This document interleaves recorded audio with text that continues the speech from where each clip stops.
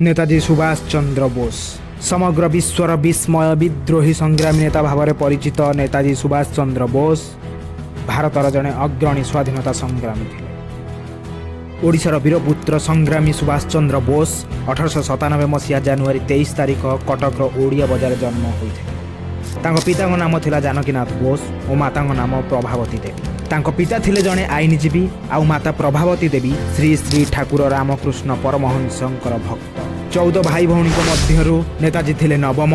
तेणु बाल्यकाल माता प्रभावती देवी नेताजी को केवल ठाकुर रामकृष्णंकर संपर्कित विषय वस्तु कथा कही प्रभावित करुथिले। नेताजी जन्म जदिओ ओडिशा रे हेले तांको पिता जानकीनाथ बोस असल जन्मस्थान हेउची पश्चिम बंगर 24 प्रागणा जिले में। नेताजी पिता जानकीनाथ थिले जड़े विशिष्ट आईनज्ञ। आईन व्यवसाय तांकर प्रधान धर्म थिला।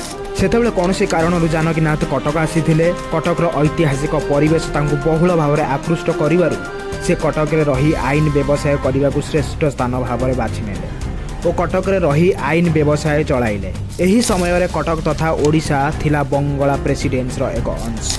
जानकीनाथंकर आईन व्यवसाय क्षेत्र में जुक्ति प्रवणता एवं विचक्षण प्रभावित होई तत्कालीन इंग्रेज सरकार तांको गवर्नमेंट प्लीडर भाव में नियुक्ति तथा राय बहादुर पदवी प्रदान करथिले। ये तो थिला पिता जानकीनाथंकर दक्षता। एबे आसंतु जानिबा नेताजी सुभाष चंद्र बोस को आत्मजीवनी एवं छात्र जीवन आरंभ करिथिबा निजर राजनैतिक कंदोल। 1902 मसीहा जनवरी मासरे नेताजी को 5 वर्ष पूर्ण होगा क्षणे पिता जानकीनाथ नेताजी को प्राथमिक शिक्षा निमते कटक प्रोटेस्टांट यूरोपियन स्कूल रे नाम लिखाई। सेठारे सुभाष जड़े मेधावी छात्र भाव में सुनाम अर्जन करथिले। सेही समय रे प्रोटेस्टांट स्कूल रो नियम अनुसार भारत रे जन्म ग्रहण करिथिबा जे कोनोसी छात्र जेते अधिक नंबर रखी उत्तीर्ण होइथिले मध्य सेमानकु अनेक वृत्ति देवा क्षेत्र रे पातर अंतर प्रथा अवलंबन करा जाउथिला। ताहा ही थिला सुभाष चंद्र बोस को मनरे विद्रोहता।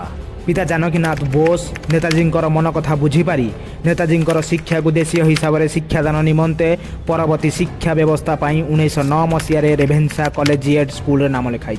ये गोटे छोट ब्रेक नेबा। जो मैंने भावुंट रेभेन्सा यूनिवर्सिटी बदल में रेभेन्सा कॉलेज कहीं कहूँ मु कारण हेउछि पूर्वरु रेभेन्सा यूनिवर्सिटी रेभेन्सा कॉलेज थिला आउ एहाकू 1868 मसीह टी रेभेन्सा द्वारा बना जाइथिला। रेभेन्सा कॉलेज 2006 मसीह यूनिवर्सिटी मान्यता पाइला आउ एही कॉलेज रे पढ़ुथिया पिला माने बहुत गर्व अनुभव करते। ओके एबे back to main topic. Netaji college जीवार प्रथम दिन रे ही प्रधान शिक्षक बेणी माधव तांको प्रतिभा को चिन्हिथिले एवं समस्त शिक्षक मानकर से प्रिय भाजन होई पड़िथिले। नेताजी छात्र जीवनर प्रथम आंदोलन खुदीराम को न्याय देवा पई लढिथिले। 1908 मसीहा अगस्ट मास 11 तारिख दिन खुदीराम को इंग्रेज सरकार द्वारा फांसी दिया जाइथिला।